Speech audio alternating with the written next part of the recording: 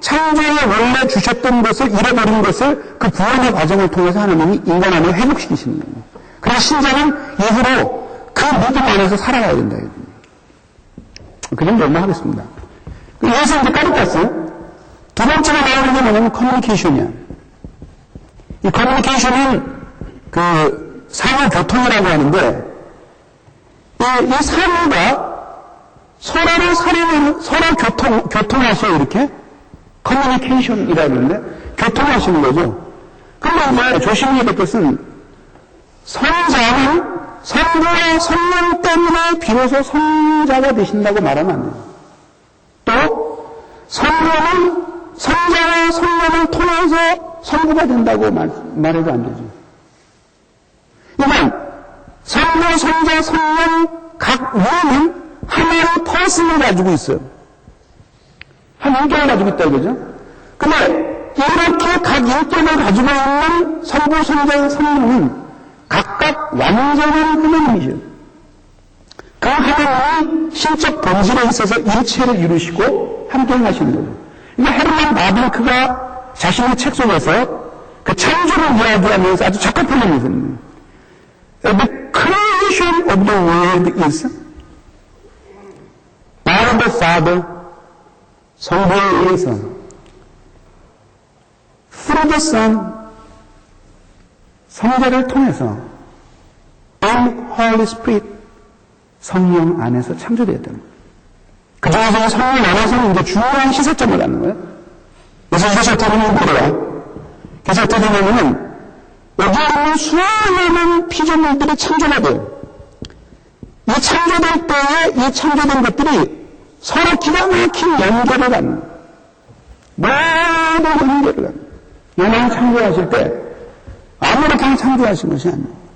과학자들의 이야기를 우리도 절대적으로 신뢰할 수는 없지만은 많은 과학자들은 어떻게 보면 빅뱅을 믿어요. 빅뱅을. 그래서 지구가 이 우주가 160억 정도 160억 년 정도 됐다고 보고 지구가 45년 정도 됐다고 보는데 그거를 우리는 신뢰할 수는 없지만 근데 지금 크기는 우주의 크기가 사람마다 틀린데 적게 보는 사람은 우주 끝에서부터 끝에까지가 150억 광년이라고 보고 길게 보는 사람은 960억 광년까지 봐요. 지구의 나이는 45년 정도라고 보고 근데 이 우주 전체가 양자 정도의 크기였다고 보는 거죠. 처음에는. 그게 팡 하면서 빅뱅을 일으키면서 이렇게 커졌다는 거예요. 근데 이런 거에서도 많은 과학자들이 거의 인정하는 거죠. 그래서 지구가 이제 나중에 수명이 다하고 나서 73만 년 후에는 밤과 낮이 그 변화가 오는데 중요한 건 그게 아니라 밤에 홀로 지구가 딸려 들어가게 되면은 직경 1.4mm짜리 물체가 된대요. 직경 1.4mm. 이번에 어떻게 보면 축소되는 거죠. 그래서 지금 우주는 어떻게 보면 초당 약 2,000km 정도씩 팽창된다고 보는 거죠. 팽창됐다가 수축됐다, 팽창됐다, 수축됐다 하는 운동을 계속 한다는 거예요. 물론 말씀을 보니만큼 신뢰하진 않아요. 그럼 어쨌든 이런 것들은 증명되는 거죠. 그게 뭐냐면 삶 안에 있는 것이 이렇게 투자가 된 거죠. 여기에 있는 커뮤니케이션이 여기에서 만물의 커뮤니케이션으로 이루어지는 거예요. 이 만물의 커뮤니케이션으로 이루어진 거예요. 그래서 하나님이 천지를 창조하실 때 놀라운 질서 속에서 이 모든 삼위 만상을 창조하시고 하나하나가 서로 관계가 있게 창조하신 거죠. 능력 싸움의 간조, 만조 이런 것도 전부 달과의 거리의 관계가 있는 거죠. 이런 모든 것들이 다 이렇게 모든 것들이 서로 관계 있게 만드는 거예요. 동물들이 토해내는 이산화탄소를 식물들은 마시고 식물은 산소를 토해내고 이런 전부 다 연결되어서 함께 살아가는 거예요. 이런 커뮤니케이션들이 죄가 들어오면서 다 끊어진 거예요. 이게. 거의 다 끊어진 거죠. 희미하게만 남아있는 아직까지는 남아있죠. 근데 이런 연결을 이루는데 이런 연결을 이루게 된 게 인하울리 스피릿이에요. 이게 성령 안에서 창조되었기 때문에 이것들이 되는 거예요. 이렇게 해서 창조가 이게 끊어지죠. 그러면 나중에 이제 그리스도의 구속을 통해서 교회가 서게 되죠. 교회가 이 끊어졌던 것들을 다시 회복하는 거죠. 그래서 교회 안에서 이것을 하나의 샘플로 이루는 거야. 그러다가 이것이 나중에, 여기서 예수 그리스도께서 머리 되시죠, 그죠? 그러다가 이것이 이제 나중에, 영원한 상태에서 온 우주로 확장돼. 그래서 원래의 커뮤니케이션을 다 회복시켜야 돼. 이때 예수 그리스도께서 머리가 되시. 이게 바로 아나카펠라의 교리예요. 아나카펠라의 교리고, 이게 바로 리카피탈라치오의 교리다, 이게. 이라메우스에 의해서 완성된 교리가요. 다시 머리 되시는 교리예요. 많은 사람들은 초과 갱신설이라고 번역을 하는데, 물론 별로 좋은 번역이 아니고, 다시 머리 되시는 교리가 바로 이거예요. 그래서 그리스도께서 교회의 머리 되신 것은 이렇게 우주적인 머리 되심의 하나의 그 전조라 이거죠. 예표라 이거죠. 시작이라고. 어쨌든, 이렇게 해서, 이렇게 모성이 주어지는 거예요, 이렇게. 모성이 주어져. 그래서 이제, 성령 하나님 안에 있는 이 카리타스가 인간에게 주어져요. 그래서 인간이 이 카리타스를 받아. 처음 창조될 때에는 인간이 이 마음이 카리타스로 꽉 찬 거야. 그 영어로 어떻게 됐냐면은 창조의 목적을 따라서 작동할 수 있도록 세팅이 딱 된 거예요. 컴퓨터로 말하면. 그 영어라는 것이 뭐냐? 이건 물리적인 실체가 아니야. 그래서 조나단 에드워즈 같은 경우는 이 영감을 뭐라고 표현하냐면 다양한 힘과 경향성들로 이루어졌다 이렇게 봅니다. 다양한 power and tendencies 힘과 경향성들로 이루어져 있는 거예요. 그러면 이렇게 힘과 경향성들로 이루어져 있어요.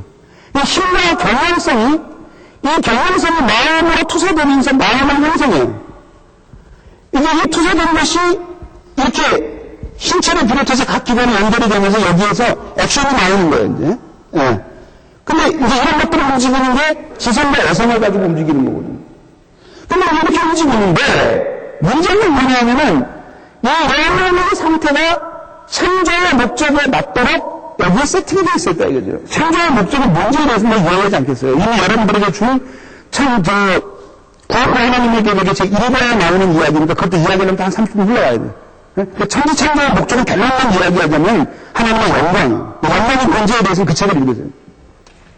그 정도로 하겠어요. 그렇게 하나님이 창조하신 세상을 가꾸고 이루고서 하나님의 창조의 영광을 더욱더 증진시키기에 적합한 경향성과 힘들을 갖춘 영혼들로 창조가 됩니다. 그럼 이것이 지성과 애성을 여기 마음에 투사되고 이것에 의해서 이렇게 움직이는 거예요. 이게 어떤 관계에 있냐면은 영혼은 이렇게 투사되어서 마음을 이루어. 그러면 이거로만 일반적으로만 영향을 끼치는 게 아니라 마음에 어떤 작용이 일어나고 이것이 지속적일 경우에는 이것이 거꾸로 영혼에 영향을 끼치는 거예요. 그러니까 악한 마음을 많이 품으면 영혼이 이게 이 힘과 경향성들의 변화가 일어나게 됩니다. 그래서 성경이 영혼을 돌이켜라. 네 영혼을 씻어라. 네 영혼을 깨끗게 하라. 그렇게 말하지 않고 마음을 돌이켜라. 그 영혼은 슈브가 마음을 돌이키는 거야. 마음을 돌이켜라. 네 마음의 할례를 받아라. 네 마음의 죄악을 버려라. 마음을 성결하게 하라. 그 성경이 계속 강조하는 거예요. 왜냐하면 이 마음의 상태가 이 영혼의 상태에 영향을 주기 때문에 이렇게 되는 거예요. 이 창조에서 이런 카리타스를 이렇게 빠져들이면서 이 인간이 이 카리타스를 가지고 태어나게 돼요. 태어나게 되는데 이 처음 받은 카리타스를 이제 나는 이거를 원해라고 불러요. 원해. 아모르 오리지널리스야. 내가 이렇게 부르는 이유는 무스티와 오리지널리스하고 딱 어울려. 원해와 원의. 원애야. 하나님이 처음 그 사람에게 주신 사랑이에요. 그러니까 처음부터 창조될 때 인간은 애상적 존재로 창조합니다. 사랑할 수밖에 없고 또 하나님 자신이 당신을 향한 지배의 사랑을 주신 거죠. 그런 거예요. 여기에 있었던 하나님의 사랑 카리타스가 하나님의 자충적적인 사랑이기 때문에 인간과 이 카리타스를 받게 되면 자기를 별로 생각을 안 해. 그러면 하나님 있는 사랑을 하게 되는 거예요. 하나님을 사랑하게 되는 거예요.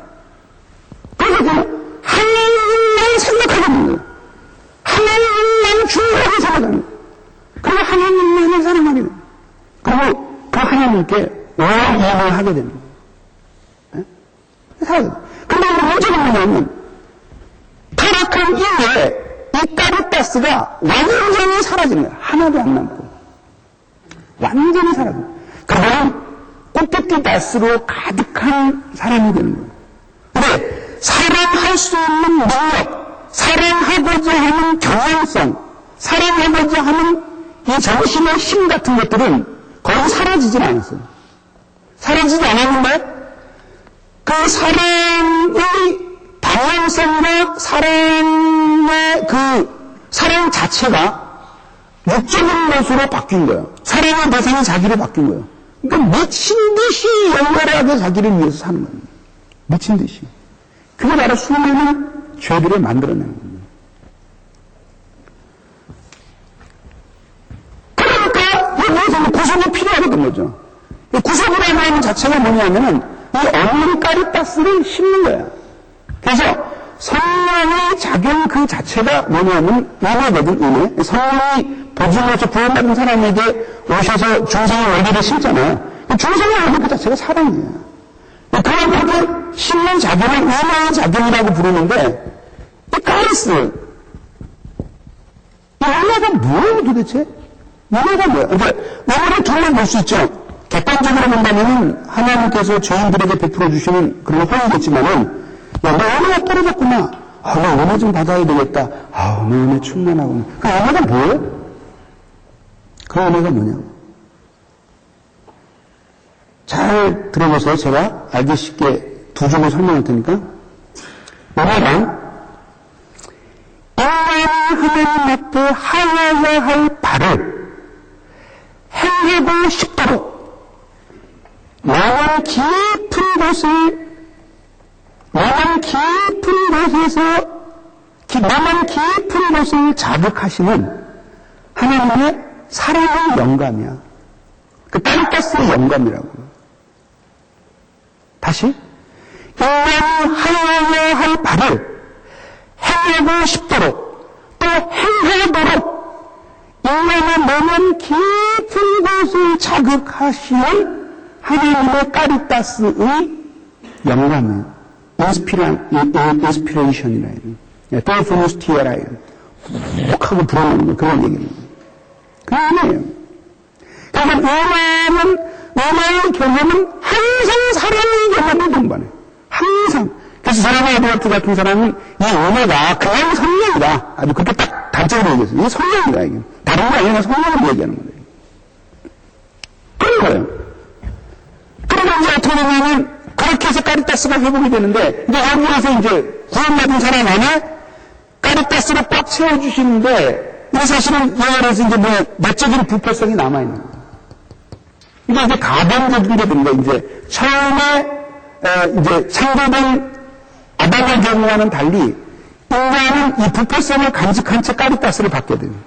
그래서 이제 이 까리타스가 상당히 가변적인 요소를 지니게 됩니다. 아담이 타락한 것은 아주 굉장히 놀라운 일이죠.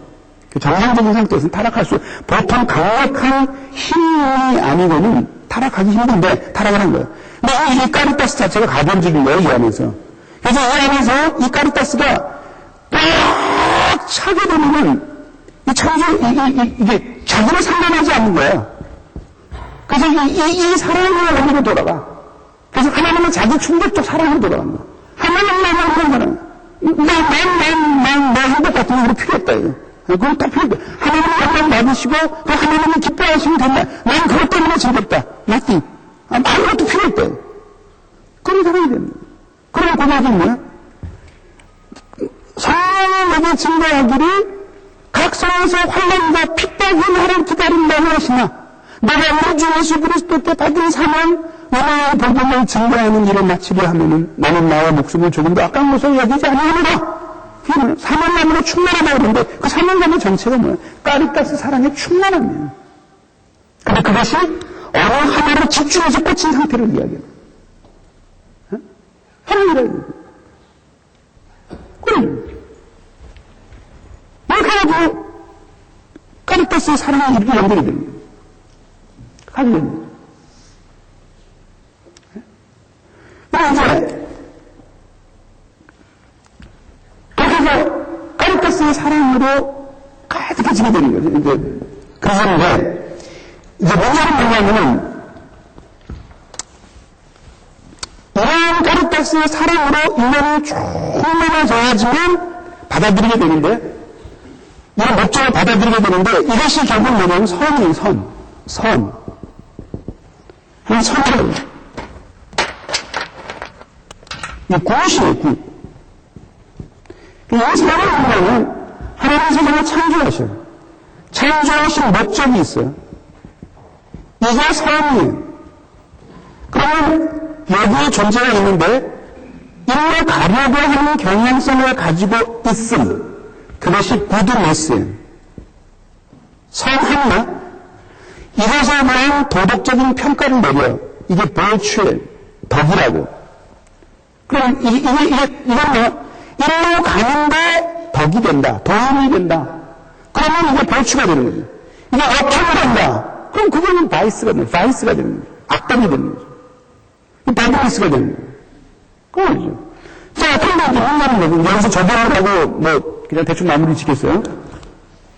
나눠가지고 사회를 하자. 여기가 이제 한 인간이 이렇게 있어. 신자야. 근데 예전에 어떻게 보면 미친 듯이 이렇게 살았어. 그럼 얘는 이러는 뭐거든? 선이거든? 그럼 이건 뭐예요?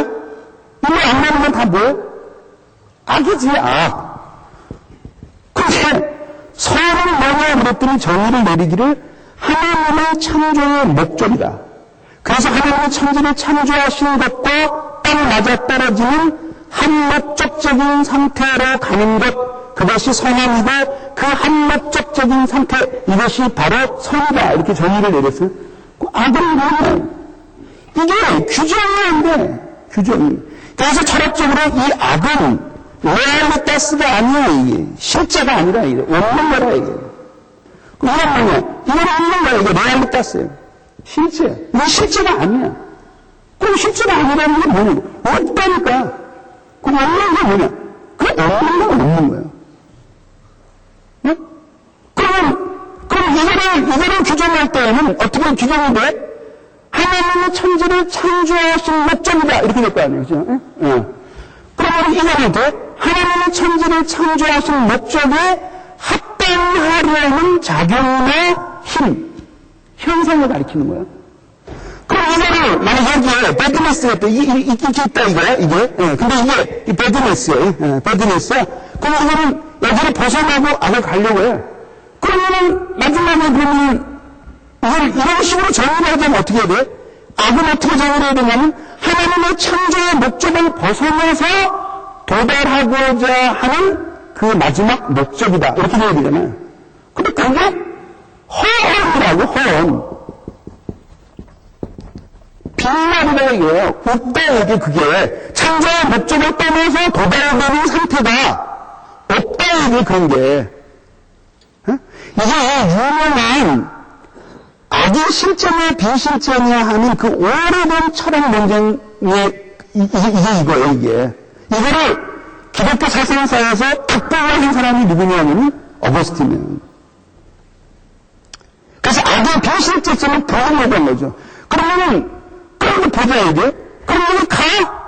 근데 이게 가는 게 되는 거야? 이게 그런 베드메스를 가지고 가는데, 그럼 이렇게 가는 게 뭐야, 이게? 이렇게 죄를 지어야 돼. 죄를 지어야지 악을 향해 간다, 이 얘기예요.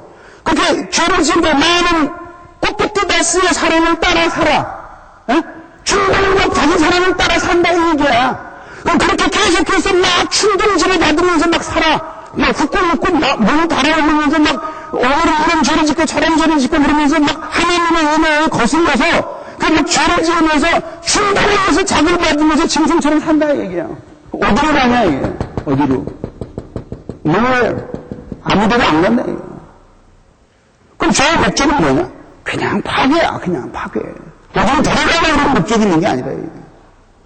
여기는 안 가는 되는 거야. 이게 죄의 목적이에요, 궁극적인 목적이에요. 아무 데로 가는 거 상관없잖아. 여기는 안 가면 되는 거야. 이게 죄의 목적이라고. 그러면 미친 듯이 살아. 이거를 증명해주는 성경 구절이 나와요. 예언에서 이장이에요. 세상도 지나가고 정욕도 지나가되 어떻게 됐죠? 오직 하나님을 경외하는 자는 영원히 있느니라. 이게 굳어놨어요. 하나님 경외. 나머지는 다 지나간다. 지나간다라고 하는 것은 무슨 뜻이냐면은 헛된 것이나 의미가 없고 가치가 없고 실제가 아니라는 얘기예요. 가는 이쪽 가는 거예요. 그러면 이거는 그러면 현상학적으로 그럼 뭐라고 규정을 해야 되냐? 그러면 이거를 그럼 이게 가는 데가 없다, 목표가 없다. 뭐가 있는 줄 알고 휘 하고 달려가면 빈통이라 이거. 죄의 목적은 네가 그럼 죄가 충동을 계속해. 너 어디로 돌아가려고 그러냐? 어디로 갔다 그러고 보여주는 거야. 여러분 질문이라는 거 있겠지? 휘 하고 가보면 허상이에요. 도달되는 것이었다. 나 같은 것으로 충분하다. 이게 파괴예요. 그렇게 하는 거야. 그러면 이 현상학적으로 이 악인들은 뭐라고 정의를 내려야 되느냐? 그러면 이 악은, 이 악이라고 하는 것은 우리가 현상학적으로 정의를 내리자면은 라이오타스가 아니기 때문에 결국은 이 악이라고 하는 것은 선의 결핍이라고밖에 설명이 안 되는 거예요. 선이 없어진 거. 그 상태가 결핍이에요. 자, 이거를 우리의 경상생활에 적용을 한번 해봅시다. 자, 이거 얘기해. 야, 너 왜 이런 죄를 짓냐? 그럼 물어보는 거죠. 그랬더니 하는 말이, 제가 유혹했다. 아담에서부터 나오는 얘기예요, 이미. 이 친구 유혹했다. 나는 가난해서 그랬습니다. 왜 이러냐. 이거라면 가끔 이런 거 있지? 죄인들이 죄를 덜컥 지어놓고, 이 인생들이 회개를 안 해. 왜 안 하냐면, 자기도 피해자라는 생각을 갖나. 그럼 왜 하냐면, 저도 어쩔 수가 없었습니다. 그리고 하나님은 바로 그런 연약한 인간을 위해서 존재하는 것이 아닐까요? 이렇게 생각한 거래요. 물론 복음하면 그런 면도 물론 있겠지. 물론 있는데, 이 때문에 이런 식으로 사고를 하면 안 되잖아요. 그럼 복음이 될 수 없잖아요. 그게 바로 복음을 하나님의 은혜를 세교권으로 바꾸는 사람들이 바로 그런 사람들이다 이거야. 그럼 어떻게 해야 되느냐? 결국 우리가 죄를 짓는 것은 우리들이 악한 것 때문에 죄를 악한 것 때문에 배드니스 때문에 죄를 짓는 거 아니에요? 그러면 그 악을 짓는 게 뭐냐? 그리고 우리들이 그냥 죄를 짓는 이유가 뭐냐고? 내 안에 있는 악 때문입니다. 내 안에 있는 그 악함 때문입니다. 이렇게 하면 안 된다.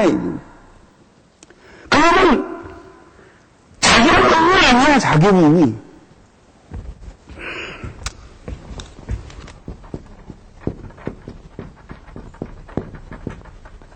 자기는 의미 아니야. 자기는 의미해야지만 그것을 핑계를 댈 수 있거든. 나를 이렇게 붙잡아서 움직이는 거. 예를 들자면은, 기어 좀 하시오, 지금.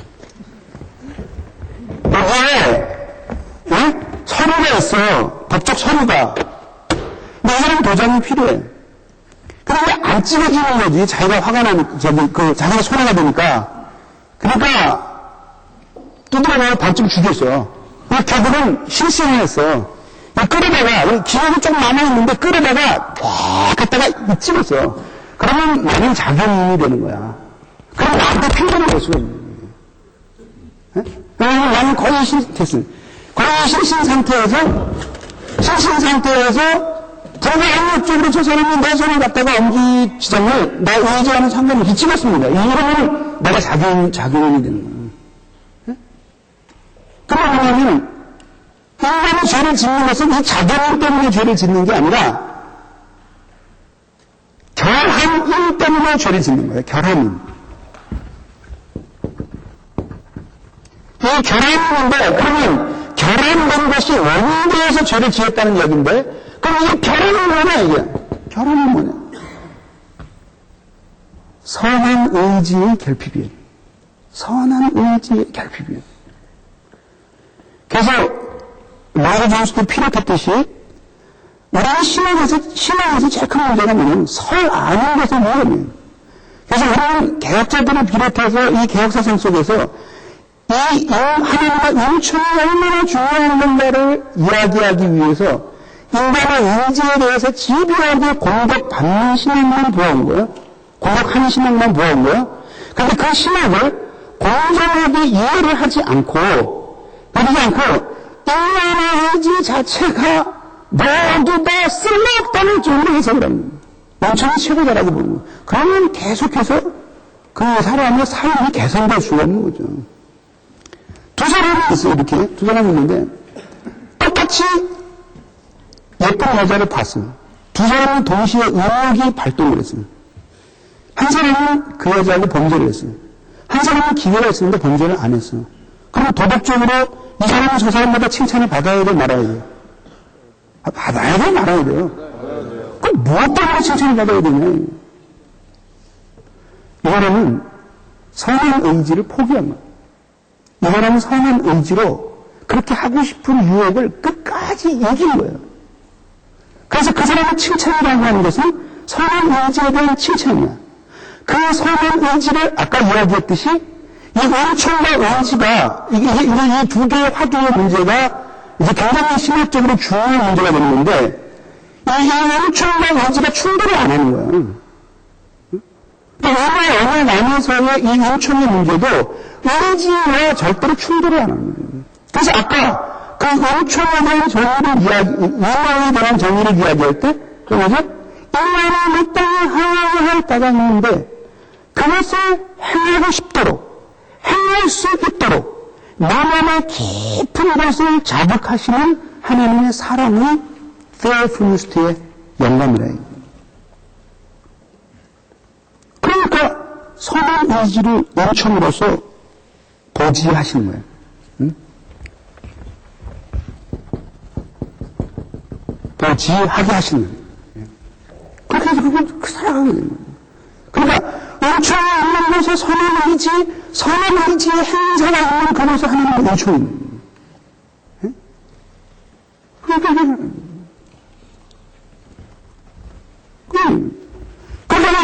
이렇게 되는 거예요. 근데 문제는 뭐냐면은, 정의를 하자면, 근데 이제 이렇게 살아가느냐고 이렇게 충돌해서 살아가는 이 인간이 누구냐? 이게 불순자만 이러면 문제가 안 된다, 이게. 근데 신자도 이런다고 얘기야. 이 두 싸움을 왔다 갔다 하는 거야, 이게. 주의 집에, 우리의 집에. 이거, 주체의 핵심이 이거예요. 주의 집에 떨어지면 이렇게 가는 거야. 우리의 집에 가면 이렇게 가는 거야. 그렇게 가. 이렇게 살아가는 거는 어떻게 돼? 이게 마음의 까리타스가 다 파괴되는 거예요. 마음의 까리타스만 파괴되는 문제가 아니라 이 문제가 나오는 거예요. 마음의 악을 품어. 악을 품으면 이 악은 이번에는 마음의 악을 지속적으로 품고 있고 참여를 안 하면 이 마음의 자견이 이 영혼에 영향을 미쳐, 이게. 여기에 있는 tendency와 power. 즉, 이 창조의 목적에 부합하면서 살 수 있도록 세팅되어 있는, 구원을 통해서 세팅되어 있는 이러한 경향성과 힘들을 변경시켜버려요. 코드로 바꿔버린다, 이게. 바꿔버리면 어떻게 되냐면은, 이 경향성은 변동을 일으키는 거야. 그 저를 일으키면서, 가스를 통해서 하나님의 창조의 목적,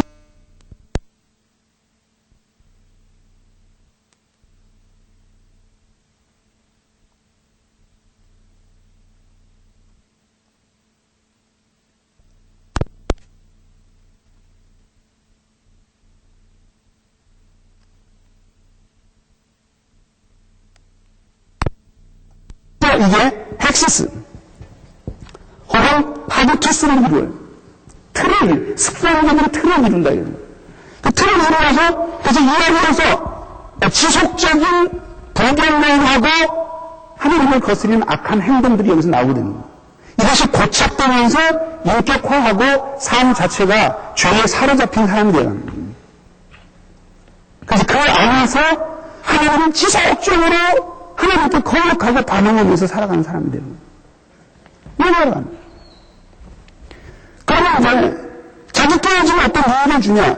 이게 인간 안에 이게 하나님만 임하여 그 다음에 하나님만 임하여 인간의 죄가 같이 있으니까 결국은 이렇게 인간이 되어가는 거는 노래하는 정도의 차이, 여기 머무는 시간의 차이는 있을 수 있겠지만은 인간은 이 사회를 충돌거리면서 살 수밖에 없는 가변적인 존재라 이거. 가변적인 존재라 이거. 나는 가변적인 존재니까 이런 인간이 수시로 하나님이 자기를 창조하신 목적이 무엇이고 하나님이 자기를 향한 그 사랑의 깊이가 넓이가 무엇인가 하는 걸 깊이 깨달아서 그 자기가 어떠한 상태에서 구원을 받고 하나님의 자녀가 됐는지를 회상하면서 그러면서 자기가 죄에 대해서 진실하게 참여해야 되는 거야. 네? 참여해야 되는 거예요. 그 자기의 죄를 위해서 참여하지 않는 사람은 내가 대신 울어줘야 될 정도로 불안한 사람이에요. 불쌍한 사람이에요. 더군다나 이런 사람들이 목욕을 한다 이게. 그럼 어떤 사람들은 그 안에서 만들어내기는지 한번 생각해보라 이게. 참여했다 이게. 그리고 기도 안 하는 이유가 바로 거기에 있는 거라 이게. 그러면서 스스로 하나님의 진리를 통해서 이거 발견하는 거야. 아, 내가 지금 잘못됐구나. 그 발견하는 거야. 근데 그것을 깊이 깨달으면서 하나님 앞에 참여하는 거야. 그때 그 진리가 자신의 영혼의 빛에 비추면서 자기를 조명하는 거예요. 자기 성령과 진리에 의해서 조명을 받는 거예요. 그 자기가 잘못됐다는 사실을 깨달아. 거기서 자기 깊이 회개하는 거죠. 그때부터는 마음의 악덕스러운 틀들이 부서지고 미덕스러운 틀들이 형성되는데 이것이 바로 이 선한 목적을 따라 살 수 있는 틀의 회복이고 악한 목적을 따라 살 수 있는 틀의 파괴야. 그 파괴를 통해서 그것들이 파괴돼. 그러면 얼마나 경향성들이 고쳐지게 되는 거죠. 다시 알아 영향을 주는 거예요. 그럼 이제 이루어지게 되는 거죠. 그러면 이제 예수님께서 팔복산에서 신령이 가리는 복이 있느니 애통하는 복이 있느니 등등 계속 말씀하시잖아요. 이게 모두 다 뭘 이야기하냐면은 까르따스로 가득 찬 영혼의 상태 안에서 일어나는 다양한 작용들을 이야기합니다. 하나님을 전심으로 사랑하지 않으면 의지할 수가 없죠. 그러니까 가난한 자라고 하는 그 단어가 히라보로 푸토코스야. 그 푸토코스가 파생성도 받았다는 거거든. 하나님을 전심으로 사랑하지 않으면 절대 의존할 수 없죠. 두 번째, 애통한다고 그러는데 뭐 때문에? 자기가 많은 죄를 때문에 애통하는 거예요. 까르따스의 사랑의 없이는 그 애통할 수가 없는 거예요. 그런 식으로 나머지 그 팔복이라고 하는 것이 그 하나의 특징을 이야기합니다. 그 하나의 특징이 뭐냐면 이 영혼이 하나님이 처음 인간을 창조하실 때로 가까이 다가간 거야. 이거를 가리켜서 이런 상태를 가리켜서 뭐라고 이야기하냐면은 그럼 아름다움, 영혼이 아름다움이래요. 이 아름다움의 시간을 다룰 수는 없지만은 이게 굉장히 중요한 주제입니다. 그래서 영혼이 아름다워야지만 마음이 아름다워. 영혼이 아름다울 때 하나님은 모든 사람에게 말씀하시는 게 아니에요. 여러분들이 이렇게 있지만 하나님 여러분들 모두 사랑하시는 게 아니에요. 그건 그냥 우리 위로 차원에서 이야기하는 거고 절대로 하나님은 모든 사람을 똑같이 사랑하지 않으셔요. 그 대표적인 게 사무엘서 16장에 나오는 거죠. 나의 보는 것은 사람이 보는 것과 같지 아니하니 사람은 얼마나 취하거니와 나 여호와는 사람의 중심을 그 중심이라는 것은 립보 레바브 혹은 레바브의 마음이에요. 그 마음이에요. 그거를 하나님이 보신다 이거. 근데 그 마음이 하나님의 마음에 합하다고 그러신 이유는 뭐냐면 영혼이 아름다움이 투사되었을 때 그 마음이 하나님의 마음을 반영하는 거예요. 그러니까 하나님이 이 세상에 살아계셨다라면 하시고 싶으셨을 그쪽으로 가는 거예요. 난 아무런 상관없다. 난 아무 상관없다. 하나님을 향한 사랑이 된다. 그래서 이 까르따스의 사랑이 아모르 소키알리스야. 이 소키알리스라는 말을 사회적 사랑이라고도 번역을 하는데 사회적 사랑이 아니라 교통적 사랑이에요. 소사이어티. 교통적 사랑이 뭐냐면은 인간을 향해서는 너무 사랑을 가졌는데 그 사랑이 교통적 사랑이 아니에요. 자기 가정만 사랑이에요. 이거는 자기 사랑의 확장이에요. 근데 하나님을 진심으로 사랑하게 되면은 그러면 하나님과 관련된 모든 대상들을 사랑하게 됩니다. 그래서 하나님만 사랑하는 것은 불가능해. 만약 있다면 그것은 참된 까리타스가 아니에요. 하나님을 사랑하게 되면 반드시 그러니까 마음 같은 성품보다 주의 하나님을 사랑하고 이웃을 내 몸과 같이 사랑할 때 이거 하고 이거 하라는 게 아니라 하나님을 사랑하게 되면 그 사랑이 아모로소 키알리스의 사랑이 돼서 교통하는 거예요. 가만히 있지 못하고 흐르는 거예요. 흐르게끔 되어 있는 거예요. 하나님을 사랑하면 세상 사람들을 사랑하게 됩니다. 그런 식으로 사랑하면 살아가게 돼요. 그러니까 창조의 목적에 따라 살아가게 됩니다. 이게 바로 핵심적인 이야기예요. 그러니까 자기끼리 지원 없이는 정신이 살 수가 없는 거예요. 그럼 어떻게 할까요? 그럼 자기끼리 지원 없거든요. 그럼 자기가 생각하면, 이런 거 하면 참 좋겠다. 그리고, 이런 거 하면 하나님도 괜찮으시지 않을까? 그러고 살아가는 거예요. 하나님을 향한 사랑의 동기가 안 돼요. 그리고 그런 형식 속에서 결국은 자기의 성취와 자기 자신의 만족을 위해서 살아가는 거예요. 이런 것들이 천지창조의 목적에 기여할 수 있는, 기여할 수 없다. 그가 무엇을 하든지 간에 그게 기여할 수 없는 거예요. 그래서 결국은 자기 깨어지는 저런 우주적인 의미를 가지고 있는 거예요. 그럼 이 정도 해서 마칠게요. 약속한 시간은 지금 벌써 상당히 지났는데 질문 있으면 한두 사람만 받도록 하겠습니다. 질문 있으면 하세요. 질문? 네, 말씀하세요. 큰 소리로 좀 말씀하세요. 그러면은 아담과 하와 때보다도 예수 그리스도를 통해서 카리타스가 심겨진 그런 사람의 상태는 여전히 그 안에 부패한 그런 악을 향하려고 하는 경향성이 여전히 심겨진 상태라면은 그렇게 볼 때는 아담과 하와 때보다도 어떤 인간의 상태가 더 불완전한 존재가 아닌가. 그렇다고 볼 수 있죠. 그렇지만은, 이제, 또 어떤 게 있냐, 또 질문하세요, 맞아. 이분하고 한 분만 더 받고 끝내겠습니다. 예. 제가 인간론이라는 시간에서 양면을 봐야 된다는 얘기를 말씀드렸거든요. 그래서 성화의 관점에서는 아담과 하와 때보다도 오히려 불쌍한 경향성 때문에 더 못한 어떤 상태가 아직 불완전한 상태에서 회복되어가는 그런 것을 볼 때는 됐거든요. 제가 다 질문 이해했거든요. 제가 답변을 할게요. 해주겠죠? 원리적인 면. 네, 근데 제가 이해를 했어요. 이제 무슨 질문인지 이렇게 되는 거거든요. 절대적인 의미에서는 아담이 우리보다 훨씬 유리한 위치에 있다고 봐요.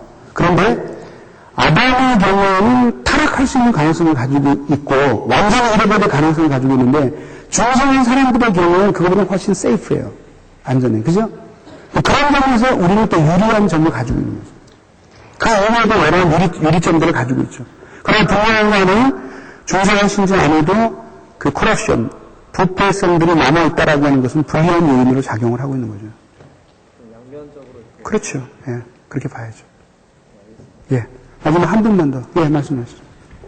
목사님이 저번에 주신 책을 좀 보니까는 무슨 책? 상당히 우리가 믿는 사람으로서의 의지를 갖다가 상당히 이렇게 높이 좀 이렇게 평가하는 그런 부분이 있는 걸 느꼈는데. 예.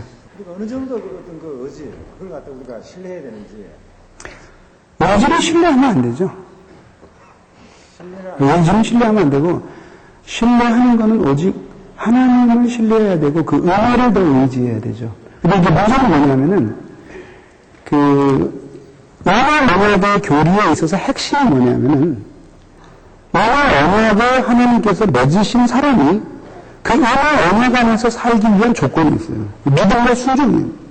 순종은 의지와 관련이 되는 거예요. 믿음은 자기 목적이지만 믿음과 순종이 뒤따라야 돼요. 그래서 여기에서 이제 의지 문제가 개입되는데 이렇게 되는 거죠. 하나님의 구원이 놀라운 약속.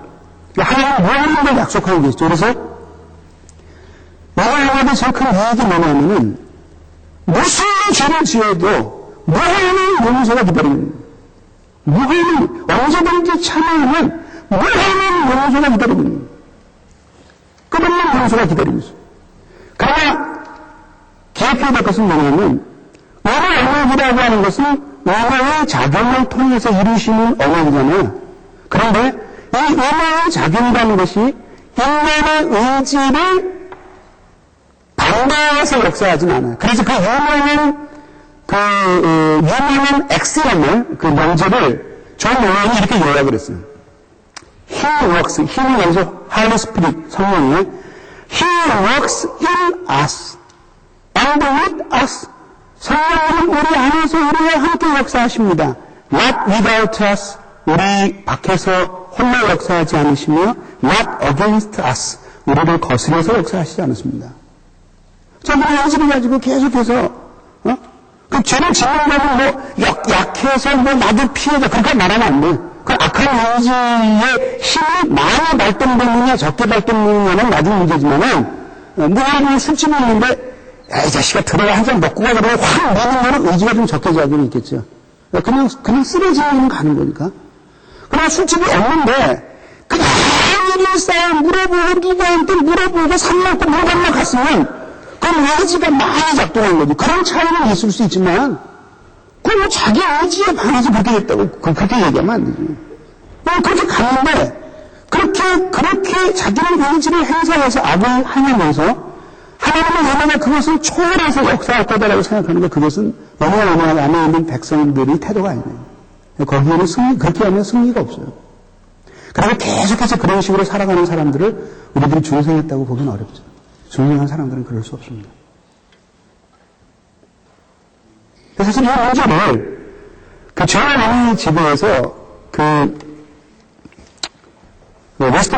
웨스트민스터에서 그 1996년도에 쓴 박사 논문에서 그레이스 카드먼트를 가지고 상세하게 논문을 쓴 사람이 하나 중국 사람인데 잘 썼어요.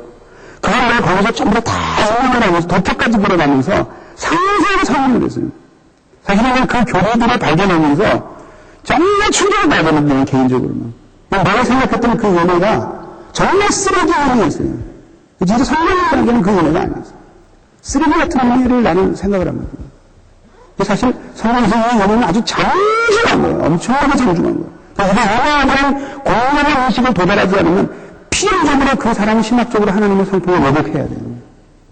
그래서 내가 부탁하는 건 뭐냐면 내가 내년에 또 하나 가지고 올게요. 내가 진짜 내가 가져올게. 꼭 가져올게. 내가 책 팔아서 뭐 하겠어. 내가 책 팔아서 치부했다는 얘기 듣고 싶지 않고 내가 사실 여러분들하고 신학교 섬기는 게 내 도리이고 다시 여러분들 다 사연이 있어요. 내가 이번에 한 1, 2분만 더 써도 되죠? 네. 이번에 내가 LA를 갔다 왔어요. 근데 거기에 집회를 끝나고 하루가 남았는데 나보고 유니버설 스튜디오를 보겠습니까? 아니면 디즈니랜드를 보겠습니까? 그랬어요. 내가 그랬어요. 다 필요 없고 그 집회해 준 교회 목사님한테 여기에 선생님이 한 분 살고 계시다니 어디 살고 계시는지 모르는데 그 모 선생님이 살고 계시는데 나 그분을 꼭 뵙고 가게 좀 해달라 그랬죠. 그래서 수소문을 해서 찾아내셨어요. 그분이 누구냐면 여러분들은 모를 거야. 옛날 분이니까 이상근 목사님이에요. 그분 주석 쓰신 분이 아니고 동료 이인이에요. 그건 아니고 그건 통합주뿐이고 여기 있을 리가 없죠. 우리 교회 합장하셨었어요. 박윤석 목사님하고 사돈이시고. 근데 그분 조교로 제가 2년을 했어요. 근데 그분은 여러분 그런 분을 그냥 오셔서 얼굴만 보여주셔도 여러분들이 변할 텐데 강의 안 하시고 그냥 이렇게 얼굴만 보여주셔도. 그분이 어떤 분이냐면요. 제가 잘 알아요, 그 내막을. 그분이 한국의 최초로 박윤선 목사님과 박형민 목사님과 함께 교수가 되신 분이에요. 조직신학을 1930년대에 웨스트민스터에서 하신 분이야. 그분의 스승이 이름이 존 머레이라고. 존 머레이는 그래서 공부를 하셨는데 그분이 고신에 계시다가 이제 우리 학교로 오셨는데 고신 초창기에 계셨어요. 근데 그분이 부산의 갑부집 아들로 태어나셔서. 근데 어떻게 목사가 된 거죠? 신학자가 되신 거죠.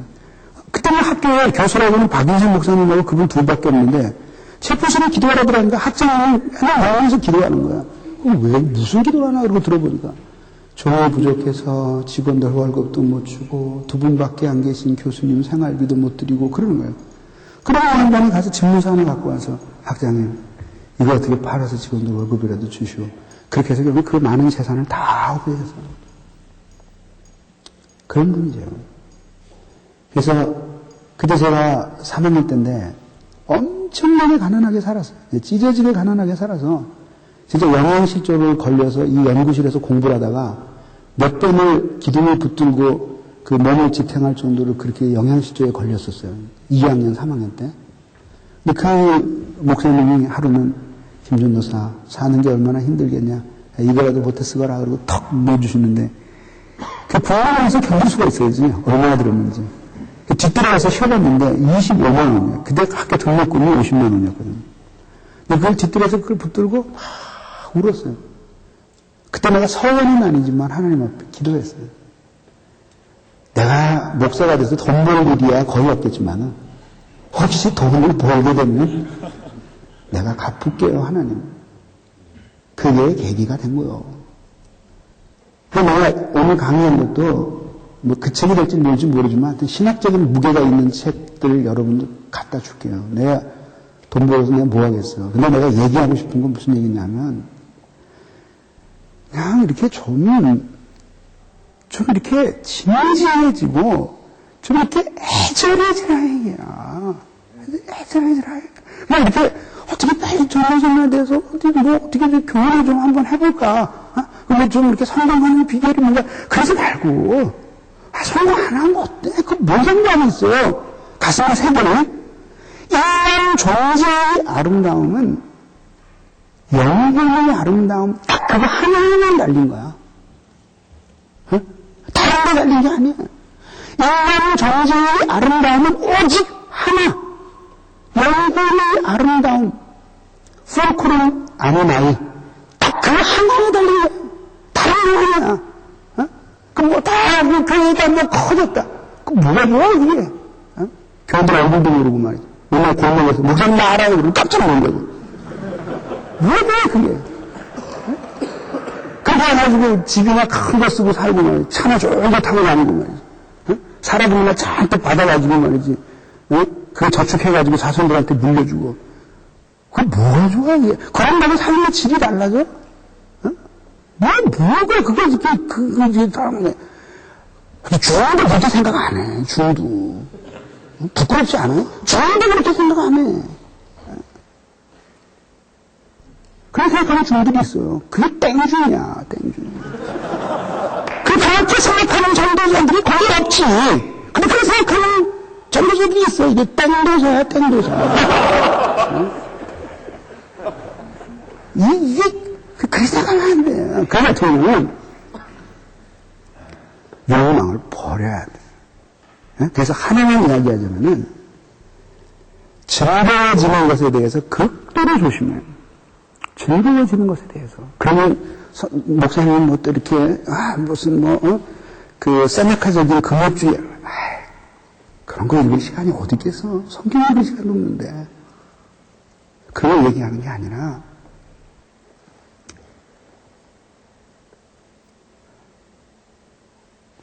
Varus philosophus est amator Dei. 어거스틴의 유명한 말이에요. 참된 지혜자는 오직 하나님을 사랑하는 사람이다. Varus philosophus est amator Dei. 그러니까 영광을 다 버리고 하나님을 깊이 관상하면서 그분과 확인되려고 하는 이 맑은 정신을 가지고 있는 사람들에게만 하나님이 보이는 거예요. 그래서 그 막가라가 호이 카탈로이 심령이 마음이 청결한 자는 복이 있나니 거기에서 그 히랍 철학에서 유명한 노스 카탈로스가 그 사상하고 일치하는 거야. 순수지성이라는 거야. 욕망을 버려야 돼. 그래서 오직 하나님과 진리 이외의 다른 것을 때문에 많이 기뻐하는 것을 아주 굉장히 두렵게 생각해야 돼요. 굉장히 두렵게 생각해요. 뭐 시간이 있으면 이 즐거움에 대해서 이야기를 하는 여러분들이 좀 더 도움을 받을 텐데 이 정도에서 끝내겠습니다. 그만하겠습니다.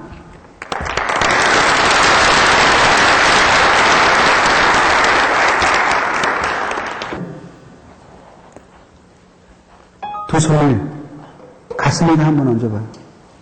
어린아이처럼. 두 손을 가슴에다 얹어보세요.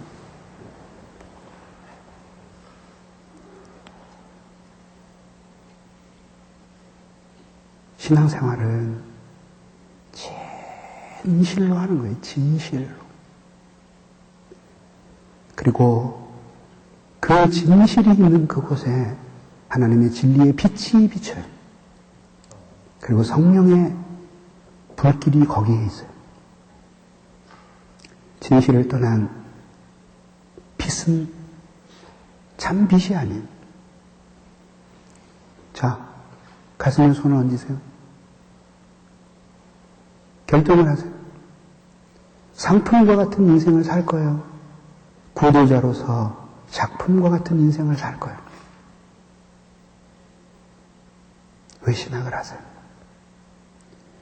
모든 지성을 동원하여 하나님을 영화롭게 하고 자기를 전혀 사랑하지 않기 위해서 신학을 하는 거예요. 그 안에서 인간은 가장 행복해질 수 있어요. 가슴에 손을 얹고 큰 소리 안 내도 괜찮아요. 한번 진심으로 우리 같이 한번 각자 한 마음으로 같이 기도합시다. 기도하겠습니다. 하나님 아버지 감사합니다. 부족한 저희들을 하나님 아버지께서 오늘도 사랑해 주시고 오늘 이 시간에도 하나님 우리를 긍휼히 여겨주셔서 아버지 앞에 살게 해주시옵소서.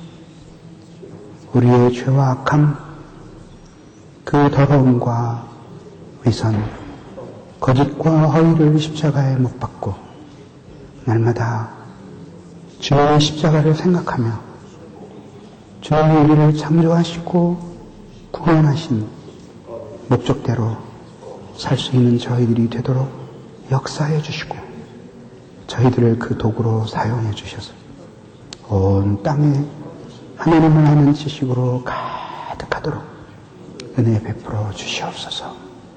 그래서 우리의 살아있음이 주님께 영광이 되게 하옵소서. 그래서 우리 모두가 주의 것 되게 하시고 온 땅에 이렇게 주님을 아는 지식이 가득 차도록 하나님이 새롭게 해 주시옵소서. 예수님의 이름으로 기도합니다. 아멘. 자, 이 시간 강의님하고 고생했습니다. 수고하셨습니다.